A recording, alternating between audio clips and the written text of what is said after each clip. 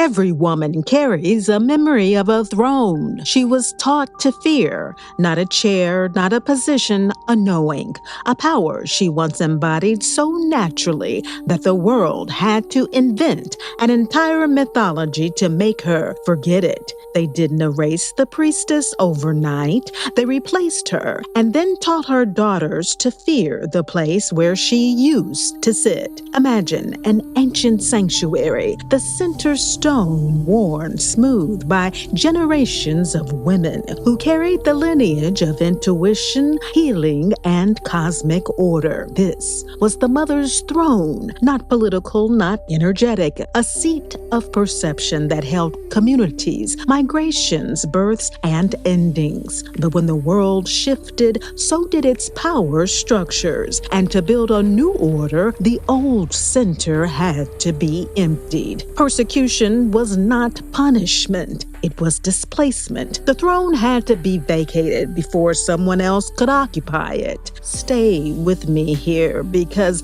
this is the part they never told you. The persecutions were never about killing priestesses. They were about severing the lineage that taught women where the throne was. And the tragedy is not that she was hunted, but that her descendants were convinced to stop looking for the throne that was always theirs. You still feel the echo of that displacement every time you lower your voice in a meeting so you aren't too much, every time you swallow truth because you don't want to be difficult, every time you sense something is wrong but talk yourself out of your own intuition. That's the residue of a world that dragged the priestess out of the center and told her daughters that the center was never theirs to begin with. This is why your intuition feels ancient, why your longing feels older than your body, why you sometimes sense you're remembering something you were never taught. The throne wasn't destroyed. It was hidden, buried beneath generations of survival, silence, and self-shrinking. And yet, you feel it, not as ambition, but as a pull from the inside, a gravitational field your soul keeps drifting toward. You are not here to escape the persecution. You're here to complete the transformation, to restore what was emptied, to sit where the priestess once sat.